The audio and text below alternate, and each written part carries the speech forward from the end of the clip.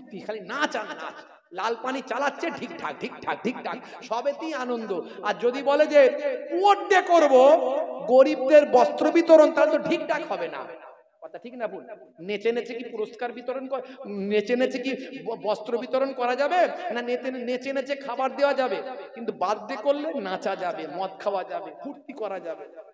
Rose day করলে করা যাবে, ভ্যালেন্টাইন ডে করলে দেখবেন পার্কে পার্কে, হ্যাঁ, ক্লাবে ক্লাবে, হোটেলে হোটেলে ফুর্তি চলছে। অবৈধ সম্পর্ক কপত কপতিদের। সেদিন আমি মালদা থেকে ফিরছি প্রোগ্রামের পরে, কিছু কম বেশি মালদা থেকে এসে 15ই আপনার ফেব্রুয়ারি সোজা ডায়মন্ড হাবড়ায় প্রোগ্রাম আমার, কিছু কম বেশি 500 কিলোমিটার রাস্তা। দেখছি রাস্তায় সব কপত কপতি মোটরসাইকেল নিয়ে ভঁ ভঁ ভঁ ভঁ, রাস্তার ধারে কে কাঁদছে, কে হাসছে, কে রক্ত বের করে ফেলেছে কেটে কুটে, কত রকমের সিন রাস্তায় দেখা যাচ্ছে। কপত কপতিদের সব অবৈধ সম্পর্ক। ইসলাম বলেছে হারাম। ইসলাম কি বলেছে? হারাম। এরা এই ধরছে, আজ ধরছে কাল ছাড়ছে।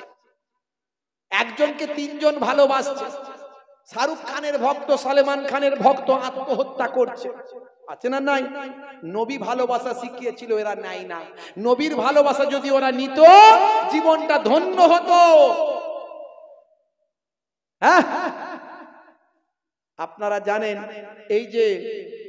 এই যে আমাদের দেশের একজন বিখ্যাত টেনিস তারকা ছিল, নাম হলো সানিয়া মির্জা। শুনেছেন তো নাম? হ্যাঁ, সে বিয়ে করলো কোথায়? বাংলাদেশের একজন নামকরা ক্রিকেটার, নাম হলো শোয়েব মালিককে। শোয়েব মালিককে বিয়ে করলো, কয়েক বছর আগে ধরলো, এখন আর তার ভালো লাগে না, ছাড়লো। মানে এটা যেন একটা ইচ্ছা মতো জিনিস, কিছুদিনের জন্য ধরো আবার ছেড়ে দাও। হঠাৎ করে খবর পাওয়া যাচ্ছে, ইন্টারনেটে ছড়াছড়ি, মিডিয়া বলছে যে শোয়েব মালিক নাকি আবার সেখানে একটা নায়িকাকে বিয়ে করে ফেলেছে। আবার এদিকে খবর রটছে যে জাহির খানের বউ নাকি সেও দনমন কোথাও পালিয়ে যাবে, না কারোর সঙ্গে ভাগবে, এরকম একটা চিন্তা ভাবনা। তাই জাহির খানকে আবার সানিয়া মির্জা নাকি ধরবে। মানে এদের যেন কোনো কিছু রুচি বলে জিনিস নাই, যাকে খুশি ধরো আর যাকে খুশি ছাড়ো। এই হলো শাহরুখ খানের ভক্ত, সলমান খানের ভক্ত। আর মুসলমানের ছেলেরা এদের হয়েছে ভক্ত। তাহলে মানে এদের ক্যারেক্টারটা কেমন হবে? আমি মায়েদের বলবো, মেয়েদের বলবো, বাপেদের বলবো, যে ছেলেটা শাহরুখ খানের ভক্ত, তার সঙ্গে তোমার মেয়ের যদি বিয়ে দাও, লাইফ বরবাদ হয়ে যাবে। কিছুদিন পরে দেখবে তোমার মেয়েকে আর ভালো লাগবে না, তখন দেখবে অন্য আবার একজনকে ধরবে। তাই সেই জন্য নবীর ভক্ত যারা, তাদের সঙ্গে ছেলে মেয়ের বিয়ে দেবেন, তাদের একটা পাপ পুণ্যের ভয় থাকবে যে আমি অন্যায় কাজ করতে পারবো না। বুঝতে পারছেন বন্ধুরা আমার? আর বিদেশগুলোতে, আমেরিকা, ব্রিটেন, এখন আর এদের বিয়ে হয় না, লিভ টুগেদার হয়। এদের কি হয়? লিভ টুগেদার হয়, এদের বিয়ে টিয়ে হয় না। বিবাহ সম্পর্ক কমে গেছে, এরা আর বিবাহের দিকে যায় না। এরা এখন লিভ টুগেদার করে, যাকে যার পছন্দ হয় 2-4 রাত থাকলো, আবার কেটে গেল, আবার অন্যজনের সঙ্গে থাকলো, এই রকম। এদের জীবনটা পশুদের মতো। কাদের মতো? কুকুরের মতো এদের জীবন। কুকুর, পশু, ছাগল, ভেড়া। বুঝতে পারছেন? তাই এদের ঘরেতে বুড়ো বুড়িরা থাকতে পারে না, কারণ এদের যদি ছেলে পুলে থাকে, সে এক মাথায় আছে, মেয়ে আর এক মাথায় আছে। তাই বুড়ো বুড়ি থাকতে না পেরে এরা বৃদ্ধাশ্রমকে বেছে নেয়। বৃদ্ধাশ্রমে গেলে এরা শান্তি, বলে খুব ভালো জায়গায় আছি। আর আমাদের ঘরে যারা নবী প্রেমিক, তাদের ঘরের বাপেদেরকে যদি বৃদ্ধাশ্রমে দেওয়া হয়, হার্ট অ্যাটাক করে মারা যাবে। আহারে, আমি সন্তানকে মানুষ করলাম, সন্তান আমাকে সহ্য করতে না পেরে বৃদ্ধাশ্রমে দিল। নবী কি এটাই শিখিয়েছে এদেরকে? হার্ট অ্যাটাক করে মারা যাবে। আর ওরা বৃদ্ধাশ্রমে গেলে খুব খুশি। হে তরুণ যুবকেরা, এই সওয়াবগুলো কি তাদের নিকট পৌঁছায়? বিশ্ব নবী বললেন, ক্বালা ইয়াসিলু ইলাইহিম, হ্যাঁ আমি নবী বলি সেগুলো পৌঁছায়। জোরে হবে না? তাহলে সওয়াব যে পৌঁছায়, মৃত আত্মীয় স্বজন যে আমাদের মাধ্যমে কবরে পড়ে পড়ে সওয়াব পায়, যারা জান্নাতের বাগানে বসেন, তাদের ওসিলায় তাদের বাপকুল মাকুল সওয়াব পায়। এটা নবীর হাদিস থেকে প্রমাণ। নবী বললেন, ওয়াফরাহুনা, যখন সওয়াবগুলো পৌঁছায় তখন তারা বড় খুশি হয়ে যায়। কামা তাফরাহুনা বিল হাদায়া, যেমন তোমরা তোমাদের কোনো আত্মীয়দের বাড়ি গেলে কোনো উপঢৌকন তোহফা নিয়ে গেলে সেগুলো পেয়ে বাড়িওয়ালারা যেমন আনন্দিত হন, অনুরূপ তোমাদের মুর্দারাও কবরে পড়ে পড়ে আনন্দিত হয়ে যায়। হে তরুণ যুবকেরা, হে আমার বন্ধুরা, শুনে রেখে দিন বাবা, জেনে রেখে দেন। প্রথম বিষয়টা নিয়ে আলোচনা করি। এক নাম্বার বিষয় হলো, আমরা এ পাক মাহফিল থেকে কিছু শুনবো, জানবো এবং বুঝে নেব, কাল থেকে আমল করব, এটা হলো আমাদের উদ্দেশ্য। শুধু গলা শুনবেন না, বলাটা শুনুন। কি আপনাদের মাঝখানে বলে যাচ্ছি, একটা ঘন্টা আলোচনা করব বাবা, একটু আলোচনাটা বোঝার চেষ্টা করবেন। হে তরুণ যুবকেরা, হে আমার মুরব্বিয়ানেরা, আমার আল্লাহ কোরআন মাজিদে বললেন, হে দুনিয়ার মানুষ শুনে রেখে দাও, দুনিয়ার জামিন আমি তোমাদের পাঠিয়েছি, তোমাদেরকে আমার কাছে প্রত্যাবর্তন করতে হবে। সুম্মা ইলাইহি তুরজাউন, তোমাদেরকে আমার কাছে প্রত্যাবর্তন করতে হবে, আমার কাছে ফিরে আসতে হবে। সুম্মা ইলাইনা তুরজাউন, তোমাদেরকে আমার কাছে আসতে হবে।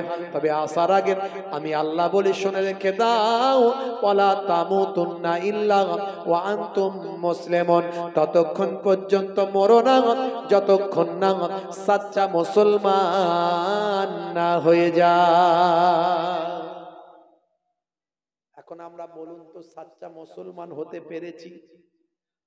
এ যুবকেরা একটু বুকে হাত দিয়ে বলো তো দেখি, সাচ্চা মুসলমান হতে পেরেছো? বলবে, হুজুর আমার নাম সলিমউদ্দিন, আমি গরুর গোশত খাই, আমি মিলাদুন নবীতে যাই, হ্যাঁ, ঈদের দিনে ফাঁস কাতারে দাঁড়াই, হ্যাঁ, মাকে বলি আম্মা জান, আব্বাকে বলি আব্বা জান, হুজুর দেখলে মুসাফা করি ভাই, আমি কেন সাচ্চা মুসলমান নয়? আল্লাহ বলছেন, না না, এ মুসলমানের কথা আমি বলি নাই। আমি যে মুসলমানের কথা বলতে বলেছি, সেই মুসলমান হয়েছো কিনা একটুখানি মিলিয়ে নেওয়া চাই। মুসলিম তুমি নামে হলে আজ কামে হলে না ভাই। মুসলিম দেখো অপরাধে লিপ্ত কেন হয়? মুসলিম তুমি নামে হলে আজ কামে হলে না ভাই। মুসলিম দেখো অপরাধে লিপ্ত কেন হয়? মুসলিম তুমি কোরআন হাদিস পড়তে জানো না। মুসলিম তুমি মসজিদেতে নামাজে এলে না। মুসলিম তুমি নামে হলে আজ মুসলিম তুমি নামে, মুসলিম এলে ন্যায়ের পথে সমাজে বদলাবে রে, সমাজে বদলাবে। মুসলিম তুমি নামে হলে আজ কামে হলে না ভাই। মুসলিম দেখো অপরাধে লিপ্ত কেন হয়? বোমে বারুদে নেশার থালাই হবে না কারো সাথী, বোমে বারুদে নেশার থালাই হবে না কারো সাথী। সালাউদ্দিন আর তাগুলের তুমি যে উত্তরসূরি, ব্যঙ্গ কার্টুনে ব্যঙ্গ সিনেমায় নবীর সম্মান কমে না। ব্যঙ্গ কার্টুনে ব্যঙ্গ সিনেমায় নবীর সম্মান কমে না। গুগল সার্চের সেরা মনীষী খুঁজে দেখো না। যে মুসলমান আল্লাহ হতে বলেছেন, সে মুসলমান কি হতে পেরেছি? বুকে হাত দিয়ে চিন্তা করুন তো, হু এম আই, আমি কে? দেখবেন ভিতর থেকে অ্যান্সার আসবে, তুই মিথ্যাবাদী, তুই চগলখোর, তুই লটারিখোর, তুই সুদখোর, তুই জেনাখোর, তুই মাঝে মাঝে লাল পানি চালাস, তুই বেনামাজি, নামাজ ছেড়ে দিস। উত্তর আসবে না? এই মনের ভিতর থেকে উত্তর আসবে না? কেউ জানে না, আপনি জানেন আপনি কি, আমি জানি আমি কি, আর দুটো লোক জানবে আমি কেমন। হুজুর খুব জুব্বা পরে এসে ওয়াজ করছে, মাশাআল্লাহ, পাতা ঝরিয়ে দিয়ে বেরিয়ে যাচ্ছে। হুজুর কেমন? দুটো লোক খুব ভালো করে জানবে। এক নাম্বার আমার ড্রাইভার সাহেব জানবে, তাকে আপনি ভালো করে চা পানি খাইয়ে বন্ধুত্ব বানাবেন, বানিয়ে চায়ের দোকানে গিয়ে বসে বসে গল্প করতে করতে বলবেন, হুজুর কেমন লোক একটু বলো না দেখি। সব বলে ফেলবে ঘাপ করে, সব আমার যা ভিতরের খবর আছে সব বলে দেবে, সব ফ্ল্যাশ করে দেবে। ওই একটা লোক জানবে, আর একটা ঘরের বউ, ঘরের বউ জানবে। এই দুজন ছাড়া আর কেউ জানে না। আমি সব জায়গায় নাটক করে বেরিয়ে যাব, কিন্তু এই দুটো লোক অরিজিনাল খবর আমার জানে, আর আমি নিজে জানি আমি কেমন, আপনি নিজে জানেন আপনি কেমন। হে তরুণ যুবকেরা, হে আমার বন্ধুরা, শুনে রেখে দিন বাবা, জেনে রেখে দেন হে মুসলমান। আল্লাহ বললেন বান্দারে, যদি তুমি মুসলমান হতে চাও তাহলে তোমার নবীর অনুসরণটা করে নাও, নবীর সুন্নতের তাবেদারিতা করে নাও, নবীর ইত্তেবা করো, নবীর আখলাক অনুসরণ করো। দয়ার নবী যেভাবে চলতে বলেছেন সেভাবে তুমি চলো, নবীর সুন্নতের তাবেদারি গোলামিটা তুমি করে দাও। হে তরুণ যুবকেরা, নবীর তাবেদারি যদি করতে পারো, দয়ার নবীকে যদি ভালোবাসতে পারো, নবীর দেখানো পথে যদি চলতে পারো, তাহলে মনে রাখবে আমি যে সাচ্চা মুসলমানের কথা বলেছি সেই মুসলমান না হয়ে মরতে নিষেধ করেছি।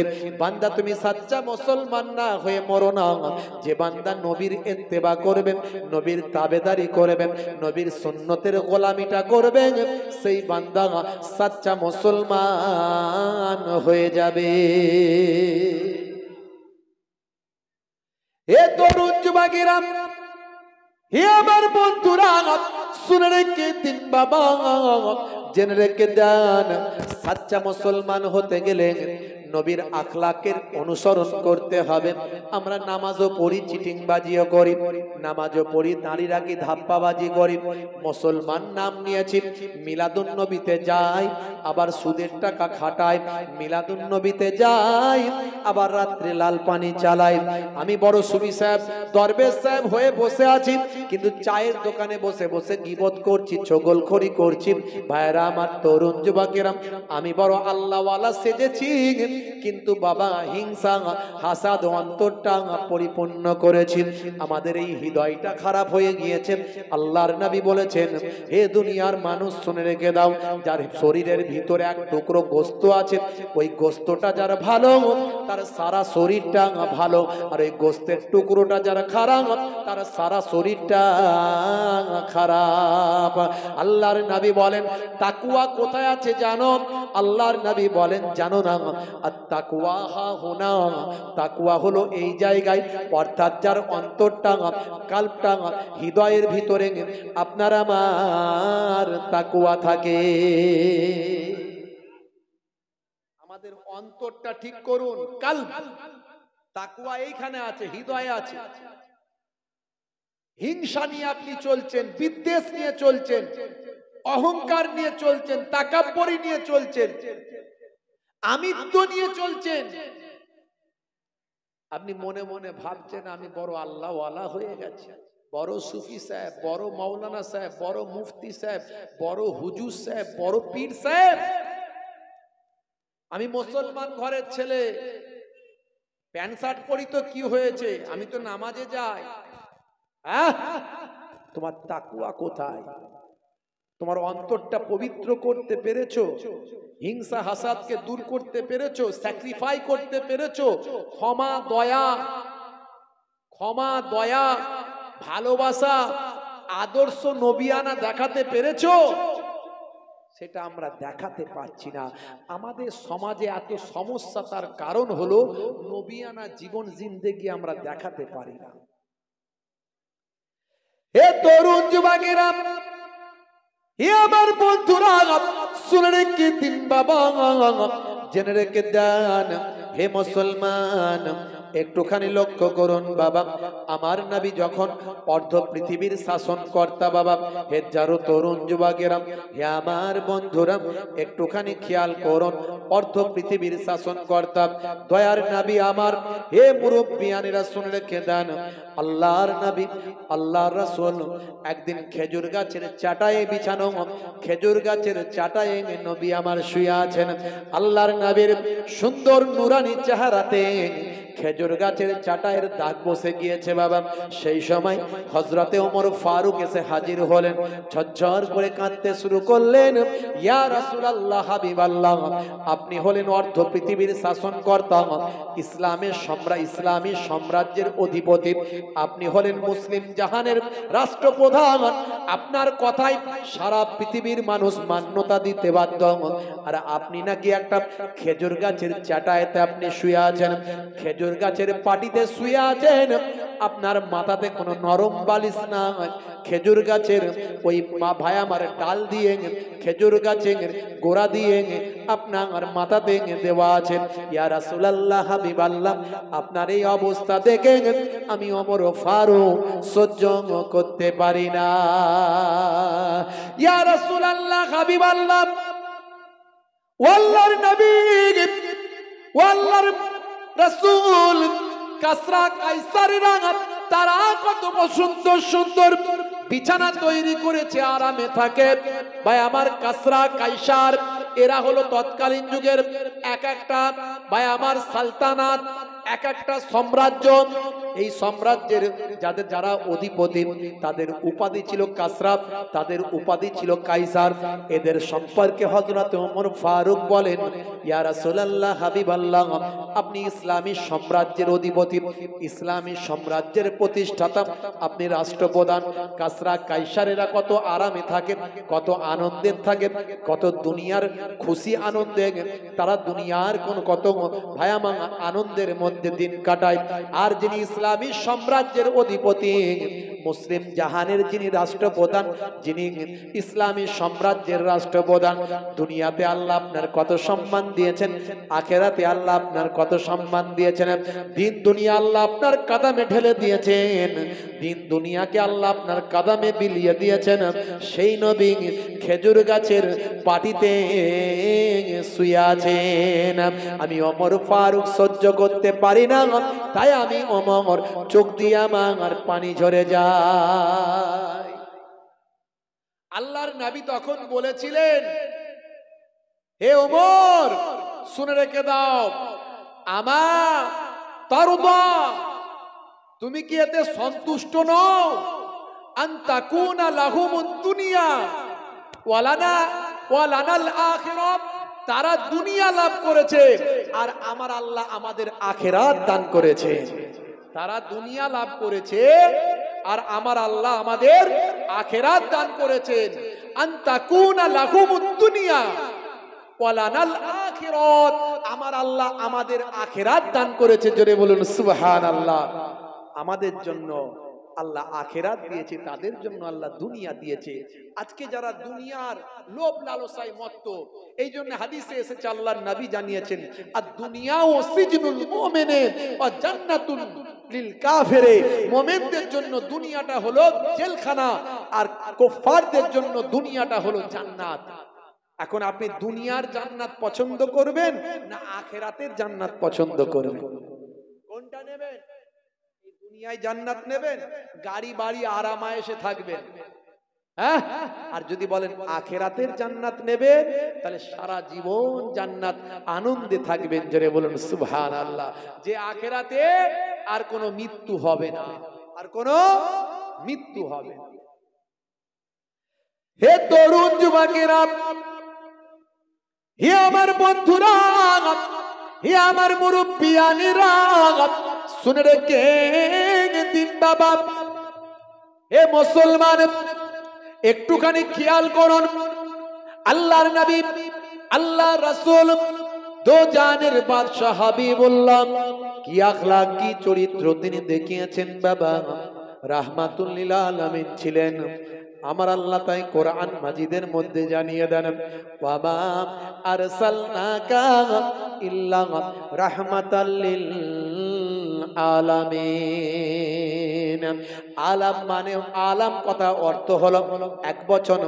আলাম মানে হলো একটা দুনিয়া, যেটা এক বচন, সিঙ্গুলার, ওয়াহিদ, এক বচন।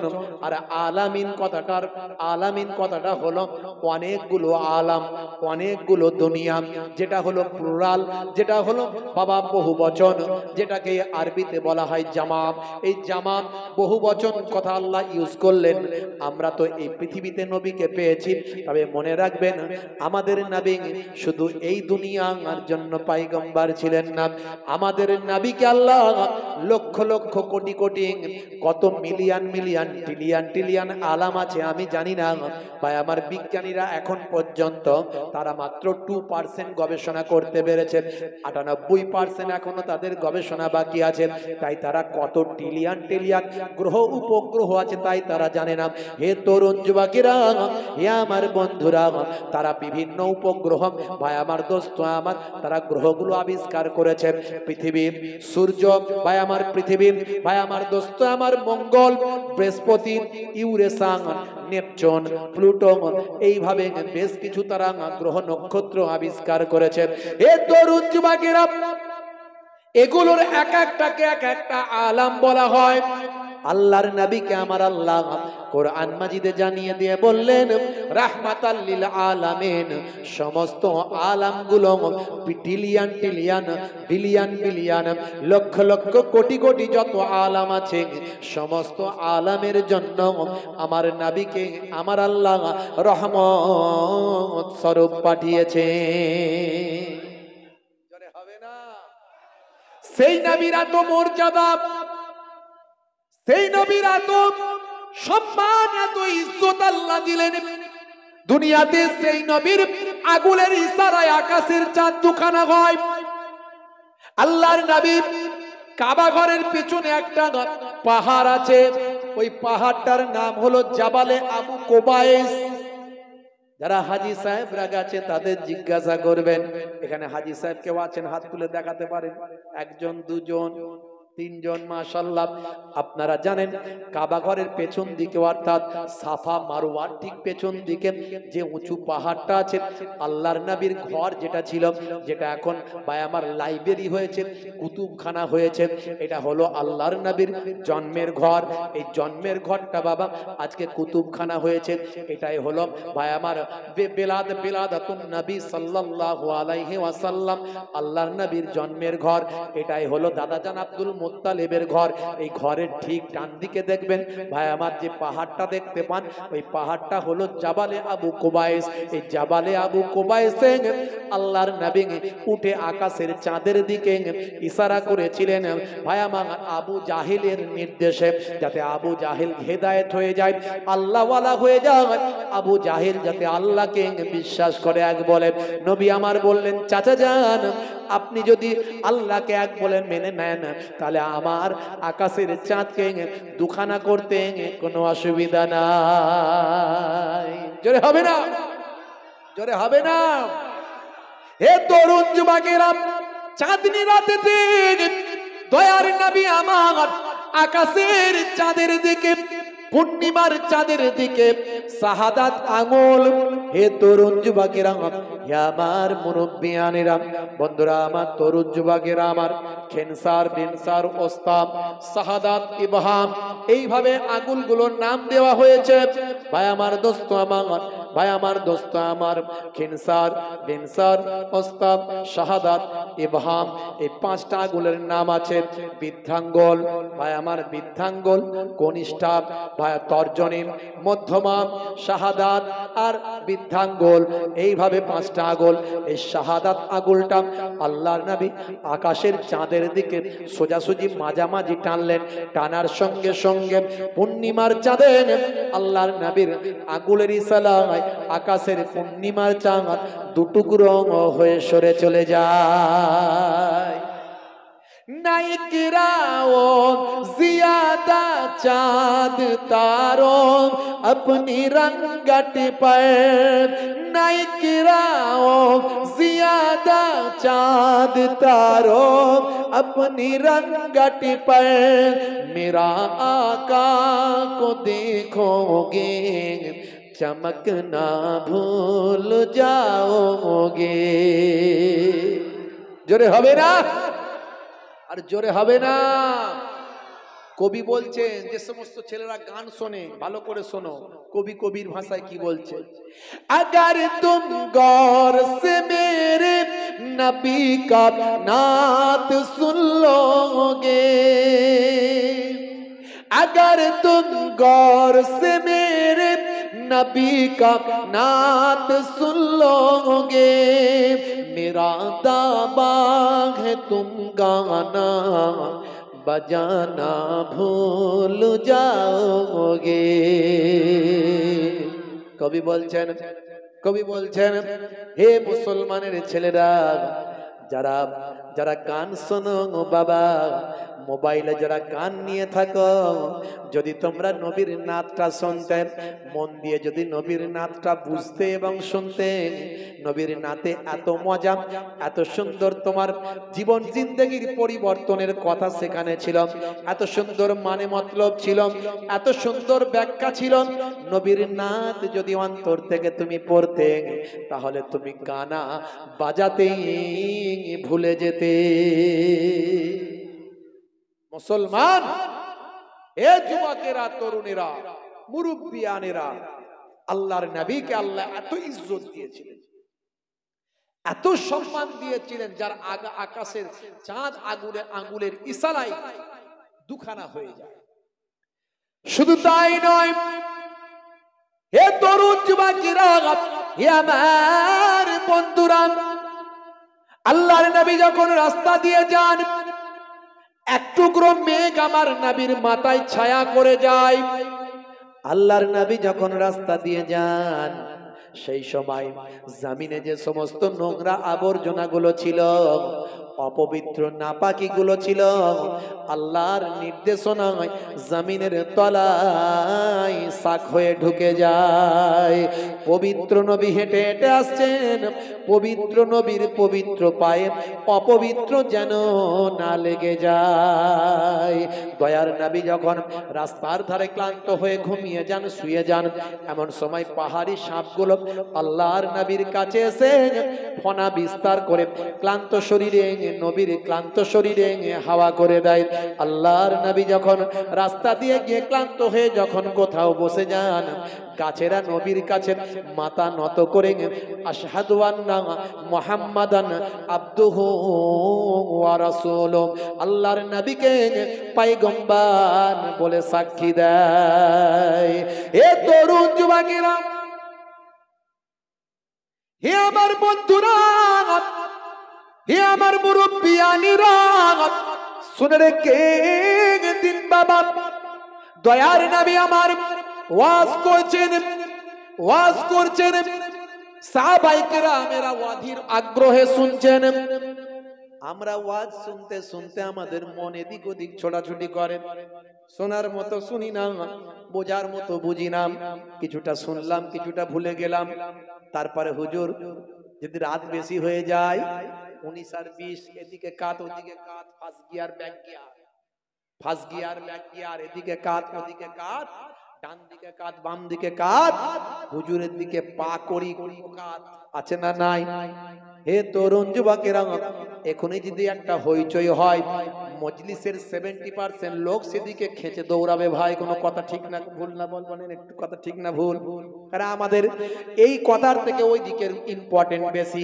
কোনো গন্ডগোল হলো নাকি, কোথায় কেউ হিরিক লাগলো নাকি, কোথায় কেউ কিছু এলো নাকি, কেউ এলো নাকি, আমরা ওই দিকে কোনো যদি একটা ভালো একটা যদি মোটরসাইকেল সুন্দর চকচকে বলে, এই মোটরসাইকেলটা 5 লাখ টাকার মোটরসাইকেল এনেছে, পাক করে একটু পিকআপটা দিয়ে দিল ওখানে, এখানে কেউ বলে দিল 5 লাখ টাকার মোটরসাইকেল, দেখবেন এখানে 70% লোক আর থাকবে না, 5 লাখ টাকার মোবাইলে ছুটে যাবে।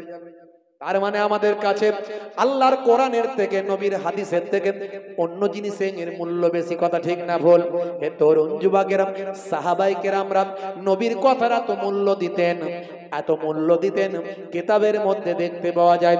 দয়ার নবী যখন ওয়াজ করতেন, তারা স্ট্যাচুর মতো বসে বসে নবীর বাণী শুনতেন। উড়ন্ত পাখিগুলো নবীর কাঁধেতে সাহাবায়ে কেরামদের কাঁধে এসে বসতো, মাথায় এসে বসতো। পাখি বুঝতে পারতো না, কোন স্টাফ পাখি বুঝতে পারতো না কোন মানুষের কাঁধে বসেছি, কোন মানুষের মাথায় বসেছি। পাখি ভাবতো কোন স্ট্যাচু।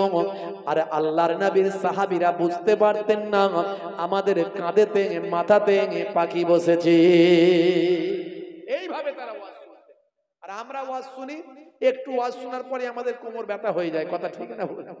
রাগ করবেন না বাপ, আমরা কমজোর হয়ে পড়েছি, এটা ঠিক, কিন্তু মহাব্বতটা কমজোর করলে হবে না। কোরআনের প্রতি মহাব্বত, রাসূলের হাদিসের প্রতি মহাব্বত যদি কমজোর হয়ে যায় তাহলে বিপদ আছে। শারীরিক কমজোর হয়ে গেছেন, হন, অসুবিধা নেই। হে তরুণ যুবকেরা, আল্লাহর নবী ওয়াজ করছেন, সাহাবায়ে কেরামের ওয়াজের আগ্রহে শুনছেন। এমন সময় একজন ব্যক্তি, অমুসলিম ইহুদি, হে তরুণ যুবকেরা, একটা গোসাপ নিয়ে বাড়ির দিকে যাচ্ছে। গোসাপটা শিকার করে বাড়ির দিকে যাচ্ছে। বাবা বন্ধুরা আমার, গোসাপটাকে মেরে ফেলেনি, বেঁচে আছে, কিন্তু নিয়ে যখন বাড়ির দিকে যাচ্ছে, দয়ার নবী ওয়াজ করছেন দেখে সেখানে দাঁড়িয়ে যায়। সেই সময় আওয়াজ দিয়ে বলে, বাবা মুহাম্মদ, তুমি নাকি পয়গম্বর হয়েছে শুনছি, তুমি নাকি নবী হয়েছে শুনছি। তোমাকে নবী বলে মানতে আমার কোনো আপত্তি নাই। আমার সঙ্গে যে গোসাপটা আছে, এই সাপটা যদি তোমাকে নবী বলে স্বীকার করে নেয়। আল্লাহর নবী উঠে দাঁড়িয়ে বললেন, হে গোসাপ, এখন তুমি জমিনে আছো, বলো তো দেখি আমি কে। বলার সঙ্গে সঙ্গে গোসাপের জবানটা আল্লাহ খুলে দিলেন। গোসাপ তখন বলতে লাগলো, আশহাদু আন্না মুহাম্মাদান আবদুহু ওয়া রাসূলুহু। জোরে হবে না? হে তরুণ যুবকেরা, তাহলে আমাদের নবীর এই ইজ্জত, এত সম্মান, সেই নবীকে খাইবারের যুদ্ধের সময় ইহুদিরা দাওয়াত করলো দয়ার নবীকে, কিন্তু তারা যুগে যুগে নবীদের শহীদ করেছে, হত্যা করেছে, শহীদ করেছে। বানি ইসরাইল যুগের বহু নবীদেরকে ইহুদিরা শহীদ করেছিল। আমার আল্লাহ তাদের উপর নারাজ ছিলেন। আমার আল্লাহ তাদের উপর নারাজ থেকে তাদের নির্দিষ্ট কোনো দেশ আল্লাহ দেননি।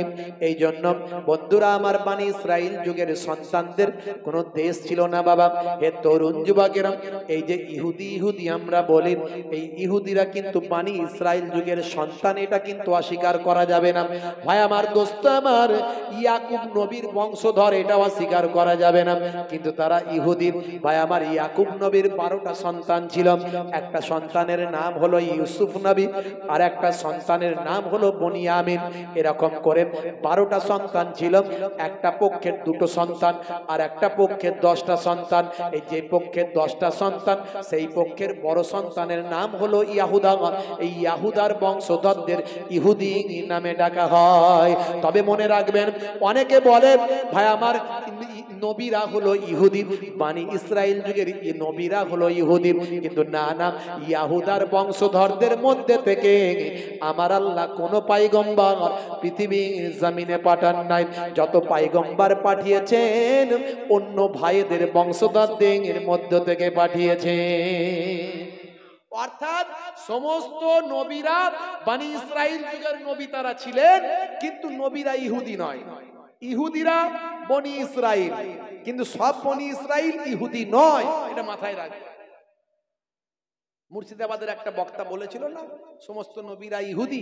ও তো মাদ্রাসায় যায়নি, জানবে কি করে? ও মাদ্রাসায় পড়েনি। ও নিজেই বক্তব্যে বলেছে, আমি মাদ্রাসায় পড়িনি। তো মাদ্রাসায় না পড়লে কোরআন হাদিস বোঝা যায়? বাংলায় সবকিছু বুঝে নেবেন, অত সহজ? কোরআন হাদিস কি বাংলায় এসেছে না আরবিতে এসেছে? কোরআন হাদিস বাংলায় এসেছে না আরবিতে এসেছে? আরবিতে এসেছে। তাহলে ভালো করে বুঝতে গেলে আরবিতে বুঝতে হবে, পড়তে হবে মাদ্রাসায়। আর কোন রকমে যদি বোঝার চেষ্টা করেন, বাংলায় বুঝবেন, কিন্তু পণ্ডিত ফলাবেন না। আপনি মেডিকেল সায়েন্সকে যদি বাংলায় বোঝেন, বুঝতে পারেন। বাংলা অনেক চটি বই বেরিয়েছে, এই রোগের এই ওষুধ, এই রোগের ওই ওষুধ, ঠিক আছে, কিন্তু যদি বলেন অপারেশন করব ডাক্তার হয়ে, তাহলে আপনাকে মেডিকেলটা ইংরেজিতে পড়তে হবে, কারণ মেডিকেল সায়েন্সটা এসেছে ইংরেজিতে। কথা ঠিক না ভুল? এখন কেউ বাংলায় পড়ে মেডিকেলের বইগুলো বাংলায় পড়ে যদি বলে আমি সার্জেন হব, অপারেশন করব, রুগী বাঁচবে না মরবে? রুগী সব কটা পটলডাঙ্গায় চলে যাবে। তো ও হচ্ছে সেই সার্জেন, যা ফতোয়া দেয় সব পটলডাঙ্গায় পাঠিয়ে দেয়। জানে না, মাদ্রাসায় পড়েনি, বুঝতে পারছেন? মুর্শিদাবাদের শায়েখ, আর আপনাদের এদিককারের একটা শায়েখ ওদিকে এখন আছে, ওই একই লাইনে, চাস্তো ভাই ফুফুতো ভাই, খালি ঘন ঘন ফতোয়া দেয়, বুঝতে পারছেন? সেদিনে আমি একটা প্রতিবাদ করেছি, মোবাইল আমার আছে, কত কথা বলবো, ভাইরাল হয়ে গেছে, দেখবেন। সে ফতোয়া দিচ্ছে, বলছে আব্দুর রশিদ নাম রাখা হারাম, আব্দুর রশিদ নাম রাখা হারাম, গোলাম মাহবুদ নাম রাখা হারাম, ইয়াসিন নাম রাখা যাবে না, জাহাঙ্গীর নাম রাখা যাবে না, আলমগীর নাম, আপনার কি বলে ওই আপনার শাহজাহান নাম রাখা যাবে না। এই এদিকে বাড়ি বেঙ্গার এদিকে, ও এখন শায়েখ হয়ে গেছে ওইদিকে গিয়ে, আগে নাকি রাজমিস্ত্রির কাজ ফাজ করতে শুনেছি, বুঝতে পারছি? ওইসব শায়েখ এই দু একটা আছে আমাদের দেশে, এরা ভালো করে মাদ্রাসায় পড়েই না, মাদ্রাসার দরজা ঠিক মতো দেখে না, খালি ফতোয়া, এরা শুধু ফতোয়া দেয়। ফতোয়া দিতে গেলে সার্জেন হতে হবে, আর সার্জেন হতে গেলে পড়াশোনা করতে হবে, নাহলে হবে না। অপারেশন করব বললেই তো হবে না, অপারেশন করার যোগ্যতা অর্জন করতে হবে। কথা ঠিক না ভুল? নাহলে রুগী সব মরে যাবে। এরা তাই রুগী মেরে ফেলছে, আর যারা মরার জন্য যাচ্ছে তারা বুঝতে পারছে কি হচ্ছে। হে তরুণ যুবকেরা, হে আমার বন্ধুরা, শুনে রেখে দিন বাবা, জেনে রেখে দেন হে মুসলমান, বলে আমাদের নবীর কত সম্মান, এটা বোঝানোর জন্য কয়েকটা আমি উদাহরণ দিলাম। বন্ধুরা আমার, তরুণ যুবকেরা আমার, এবার চলে আসুন সেই নবীর এত সম্মান, এত ইজ্জত, সেই নবীর কি আখলাক, কি চরিত্র বাবা। খাইবারের যুদ্ধের সময় আল্লাহর নবীকে ইহুদিরা দাওয়াত করল। আগেই বললাম অনেক নবীদেরকে ইহুদিরা শহীদ করে দিয়েছেন, আমাদের নবীকে শহীদ করার জন্য খাইবারের যুদ্ধের সময় নবীকে ইহুদিরা দাওয়াত করল। দাওয়াত করে বিষ মেশানো খাবার দিয়েছিল। হে তরুণ যুবকেরা, হে আমার বন্ধুরা, হে আমার মুরব্বিয়ানেরা, শুনে রেখে দিন বাবা, আল্লাহর নবী খাবেন, এমন সময় ফেরেশতা জিবরাইলকে দিয়ে আমার আল্লাহ পাঠিয়ে দিলেন, আয় আমার বন্ধু আপনি খাবেন না, এই খাবারের মধ্যে বিষ মেশানো আছে। বন্ধুরা আমার, নবী আমার জানতে পারলেন, খাওয়া বন্ধ করে দিলেন। নবী আমার বিষ মেশানো খাবার খেলেন না, কিন্তু এই খাবার না খেয়ে নবী আমার ফিরে এলেন। কিন্তু সেই সময় নবীর প্রতি যারা অ্যাটাক করেছে, নবী তাদেরকে ক্ষমা দান করে দিয়েছেন। খাইবারের ওই যুদ্ধের সময় যারা নবীকে বিষ মেশানো খাবার দিয়েছিল, নবী তাদেরকে স্পেশাল ক্ষমা দান করলেন। এই ঘটনার পরে হে তরুণ যুবকেরা, হে আমার মুরব্বিয়ানেরা, নবী এই রকম যে আদর্শগুলো নবীর দেখা দেখিয়েছেন, দয়ার নবীর এই আদর্শগুলোর জন্য শত শত মানুষ দয়ার নবীর হাতে হাত দিয়ে কালেমার দাওয়াত গ্রহণ করেছে। ব্যক্তিগতভাবে নবীর যারা শত্রুতা করেছে, নবী তাদের ক্ষমা করেছে। কোন এক যুদ্ধ থেকে ফেরার সময় আল্লাহর নবী একটা গাছের গোড়ায় ক্লান্ত হয়ে শুয়ে পড়েছিলেন, নবীর তলোয়ারটা পাশে রেখে দিয়েছিলেন। এমন সময় দুশমনদের এক জালিম এসে লুকিয়ে লুকিয়ে এসে, সবাই ক্লান্ত শরীর ঘুমিয়ে আছে, এমন সময় লুকিয়ে লুকিয়ে এসে আল্লাহর নবীর তলোয়ারটা নিয়ে নিয়েছে, নিয়ে খাপটা খুলে বলছে, এই মুহাম্মদ। নবীর নাম শুনলে কি বলবেন? যারে বলেন সাল্লাল্লাহু আলাইহি ওয়াসাল্লাম, না হলে গুনাহগার হতে হবে। বলছে, এই মুহাম্মদ সাল্লাল্লাহু আলাইহি ওয়াসাল্লাম, বলো দেখি তোমাকে আমার হাত থেকে কে বাঁচাবে? আল্লাহর নবী চোখখানা খুললেন। নবীর চোখ ঘুমাতো, অন্তর কখনো ঘুমাতো না, অন্তর কখনো ঘুমাতো না। এই জন্য দয়ার নবী বলেছেন, ইন্নী আরা মা লা তারাউনা ওয়া আসমাউ মা লা তাসমাউন, আমি যা দেখি তোমরা তা দেখো না, আর আমি যা শুনি তোমরা তা শোনো না। জোরে বলুন সুবহানাল্লাহ। এর অনেক প্রমাণ আছে, দলিল আছে, আমি দিতে পারতাম, সেদিকে আমি যাচ্ছি না। তা আমার নবী চোখখানা খুলে নবুয়াতি চেহারাখানা নিয়ে জালেমের দিকে তাকিয়ে বললেন, তোমার হাত থেকে আমার আল্লাহ আমাকে বাঁচাবে। বলার সঙ্গে সঙ্গে তার শরীরের মধ্যে ভয়ঙ্কর একটা ভয় ভীতি ঢুকে গেল, থরথর করে কাঁপতে লাগলো। তার কাঁপনে, থরথর করে কাঁপুনিতে হাত থেকে তলোয়ার পড়ে গেল। আল্লাহর নবী উঠে বসলেন, তলোয়ারটা নিলেন, উঠে দাঁড়ালেন, দাঁড়িয়ে বললেন, বলো দেখি তো এবার আমার হাত থেকে তোমাকে কে বাঁচাবে? তখন সেই জালেম বলছে, যার মহাশক্তি বলে আমার হাতের তলোয়ারি, আমার হাতের তরোয়াল আপনার হাতে চলে গেছে, এখন আপনি যেটা ইচ্ছা সেটা করবেন।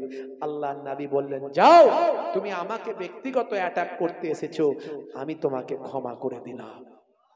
আপনার মনে হবে তাহলে নবী এতগুলো যুদ্ধ কেন করেছেন? এগুলো ইসলামের স্বার্থে। এই যুদ্ধগুলো নবী নিজের স্বার্থে করেননি, এগুলো ইসলামের স্বার্থে। বুঝতে হবে, তারা ইসলামকে মিটিয়ে দিতে চায়, আল্লাহর নাম নিশানা মুছে দিতে চায়, কোরআনের অস্তিত্বকে ধ্বংস করতে চায়, মদিনার বৃদ্ধ বৃদ্ধা নারী শিশুদের শহীদ করে দিতে চায়। এর জন্য নবীকে তলোয়ার উঠাতে হয়েছিল। সব কটা যুদ্ধ হয়েছিল প্রতিরোধমূলক যুদ্ধ। এই যুদ্ধে আমার আল্লাহ আমার নবীকে জয়লাভ করিয়েছেন। ওভারঅল আমার নবী সব ক্ষেত্রে আমার নবী দয়ার আদর্শ দেখিয়েছেন, ক্ষমার আদর্শ দেখিয়েছেন। জোরে বলুন সুবহানাল্লাহ। আর সেই দয়ার আদর্শে সারা পৃথিবী আজকে মাশগুল। কিছু কম বেশি আজকে 200 কোটি মানুষ আমার নবীর শিষ্য। জোরে বলুন সুবহানাল্লাহ। একবার তাকবীর, নারে তাকবীর।